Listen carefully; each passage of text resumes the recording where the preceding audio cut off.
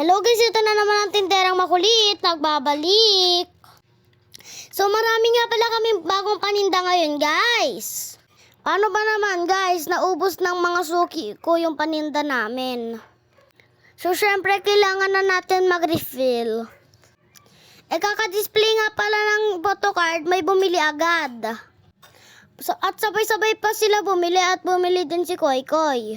Sabi ko, ikaw na kumuha ng bibilin mo Koy. Malaki ka naman Char. At si Suki, bumili siya ng halagang 50 pesos na photocard. Ang dami nun, naubos agad ang paninda namin. Alam niyo ba sa maghapon guys, nauubos agad tong mga to. Kaya sa kinabukasan, nagdadagdag na naman kami. O diba, pag ako talaga tindera, ang daming bumibili, Char. At may uuwi na naman batang masaya. Kasi marami na naman siya nabiling photocard. Uso daw kasi ngayon yan guys. Naglalaro sila bato-bato, pick. Tapos photocard rin taya nila. At ito guys, meron pa kami mga slime. Meron kaming plastic balloon and balloon na binubunot. Mabili din to guys, tingnan nyo bago na naman. At laging binabalik-balikan ng mga batang suki ko. Siguro iniiyakan nyo lagi mga nanay nyo, Char lang. At ito nga suki ko, bumalik ulit.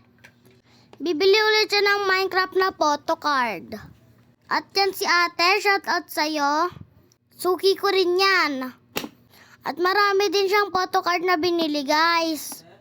O diba kaka-display lang nauubos na agad? Kasi pag bumili sila guys, marami talaga. Kaya natutuwa ang batang makulit. Salamat sa mga suki ko. At ito, trending na bunot-bunutan. Dito sa tindahan, natutuwa yung mga suki ko dito. Paano ba naman pag naswertehan mo? Makabunot ng malaking balon. At ayan guys, ang kukulay, di ba? Talagang yung mga suki ko natutuwa.